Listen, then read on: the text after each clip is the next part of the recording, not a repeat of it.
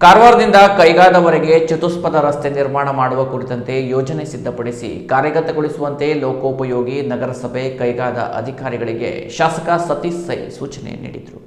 ಅವರು ಗುರುವಾರ NPCIL ಕೈಗಾದ CSR ಪ್ರಾಯೋಜಕತ್ವದ ಅಡಿಯಲ್ಲಿ ಜಿಲ್ಲಾ ಆರೋಗ್ಯ ಮತ್ತು ಕುಟುಂಬ ಕಲ್ಯಾಣ ಇಲಾಖೆ ಹಾಗೂ ಅಧೀನ ಸಂಸ್ಥೆಗಳಿಗೆ ಆಂಬ್ಯುಲೆನ್ಸ್ ಹಾಗೂ ಇತರೆ ವಾಹನಗಳ ಲೋಕಾರ್ಪಣಾ ಕಾರ್ಯಕ್ರಮವನ್ನು ಉದ್ಘಾಟಿಸಿ ಮಾತನಾಡಿದರು. ಕಾರವಾರ ಕ್ಷೇತ್ರದಲ್ಲಿ ರಸ್ತೆಗಳು ಅತ್ಯಂತ ಕಿರಿದಾಗಿದ್ದು ವಾಹನಗಳ ಸಂಚಾರಕ್ಕೆ ಅನೇಕ ಸಮಸ್ಯೆಗಳಿದ್ದು ಈಗಾಗಲೇ ಕೈಗಾ ರಸ್ತೆ ಅಗಲೀಕರಣಕ್ಕೆ ರೂಪಾಯಿ 22.5 ಕೋಟಿ ಹಣ ಅಭಿವೃದ್ಧಿಪಡಿಸಲು ನೀಡಲಾಗಿದ್ದು, ಜೊತೆಗೆ ನಗರಸಭೆ ಸಹಕಾರದಿಂದ ನಗರದ ರಸ್ತೆಗಳು ಹಾಗೂ ರೈಲ್ವೆ ನಿಲ್ದಾಣದವರೆಗೂ ಈಗಾಗಲೇ ಉತ್ತಮ ರಸ್ತೆ ನಿರ್ಮಾಣವಾಗಿದೆ.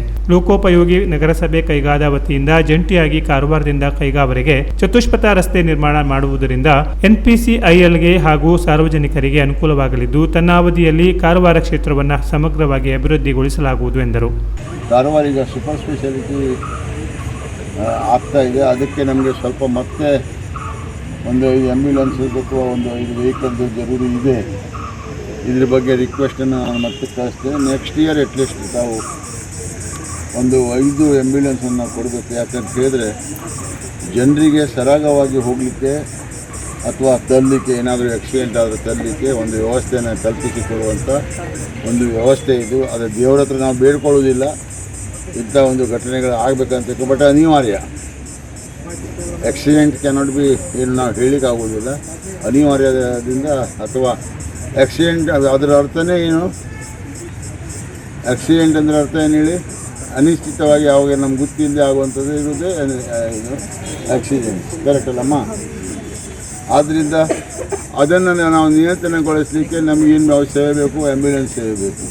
ಆವಾಗ ತತ್ಕ್ಷಣ ನಾವು ಅವರಿಗೆ ಏನು ಪ್ರಿಲಿಮಿನರಿ ಫಸ್ಟ್ ಏಡ್ ಅಂತ ಹೇಳ್ಬೋದು. ಆಮೇಲೆ ಮುಂದಿನ ಅವರಿಗೆ ಏನು ಮಾಡಬೇಕು, ವ್ಯವಸ್ಥೆಯನ್ನು ಎಲ್ಲಿ ಕಳಿಸ್ಬೇಕು ಅಥವಾ ಇದನ್ನು ಇಲ್ಲೇ ಮಾಡಬೇಕು, ಏನು ಮಾಡಬೇಕು ಅನ್ನೋದು ಡಾಕ್ಟರ್ಗಳು ಅವರು ನಿರ್ವಹಿಸ್ತಾ ಇದ್ದಾರೆ. ಇವತ್ತು ಒಂದು ಮಾತನ್ನು ಹೇಳ್ಬೋದು, ನಮ್ಮಲ್ಲಿ ಎಲ್ಲ ಇಕ್ಕಟ್ಟಾದ ರೋಡ್ಗಳಿದ್ದಾವೆ.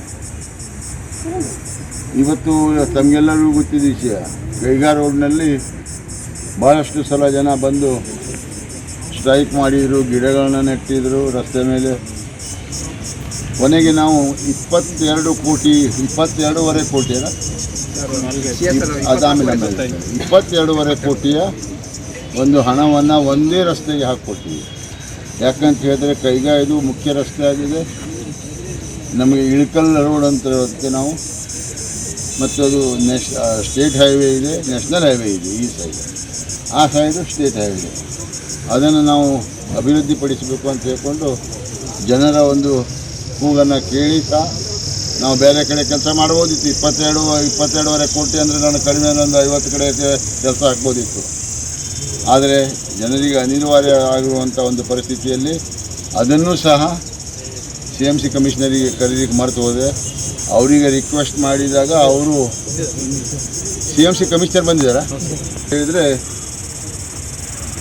ಈ 22.5 ಕೋಟಿ SHDP ಅಂತ ಒಂದು ಇಲಾಖೆಯಿಂದ ನಾವು ಮಾಡುವಾಗ ನಮಗೆ ಕೇವಲ ಗ್ರಾಮದ ರಸ್ತೆ ಮಾತ್ರ ಕನ್ಸಿಡರ್ ಆಗ್ತಿತ್ತು.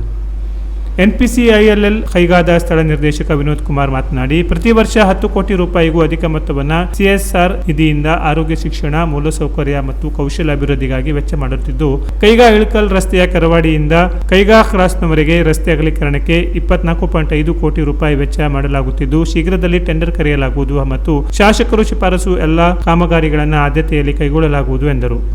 This year we could take it successfully, and not only this, every year we spend a lot of amount on this development of neighborhoods.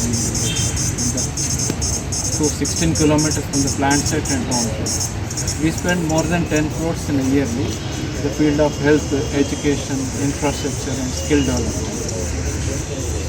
We are lucky and we are fortunate to spend on this, and I am thankful to MLA for grace. ಇದೇ ಸಂದರ್ಭದಲ್ಲಿ ಅಂಕೋಲಾದಲ್ಲಿ ಮಂಗನ ಕಾಯಿಲೆ ನಿಯಂತ್ರಣ ಕಾರ್ಯಕ್ರಮಗಳಿಗೆ ಒಂದು ವಾಹನ ನೀಡುವಂತೆ ಕೈಗಾ ಅಧಿಕಾರಿಗಳಿಗೆ ಮನವಿ ಸಲ್ಲಿಸಲಾಯಿತು. ಕಾರ್ಯಕ್ರಮದಲ್ಲಿ DHO doctor Shankar Rao, RCH ಅಧಿಕಾರಿ ಡಾಕ್ಟರ್ ನಟರಾಜ್, ಜಿಲ್ಲಾ ಮಲೇರಿಯಾ ಅಧಿಕಾರಿ ಡಾಕ್ಟರ್ ರಮೇಶ್ ರಾವ್, ಜಿಲ್ಲಾ ಕ್ಷಯರೋಗ ನಿಯಂತ್ರಣಾಧಿಕಾರಿ ಡಾಕ್ಟರ್ ಹರ್ಷ, ಲೋಕೋಪಯೋಗಿ ಇಲಾಖೆ ಇಂಜಿನಿಯರ್ ಮಲ್ಲಿಕಾರ್ಜುನ, ನಗರಸಭೆ ಪೌರಾಯುಕ್ತ ಜಗದೀಶ್ ಹುಲಗಜ್ಜಿ, ಎನ್ಪಿಸಿಐಎಲ್ ಕೈಗಾದ ಹೆಚ್ಚುವರಿ ಚೀಫ್ ಇಂಜಿನಿಯರ್ ಹಾಗೂ ಸಿಎಸ್ಆರ್ ನಿಧಿ ಅಧಿಕಾರಿ ತಿಪ್ಪೇಸ್ವಾಮಿ ಮತ್ತು ಆರೋಗ್ಯ ಇಲಾಖೆ ಅಧಿಕಾರಿಗಳು ಹಾಗೂ ಸಿಬ್ಬಂದಿಗಳು ಇದ್ದರು.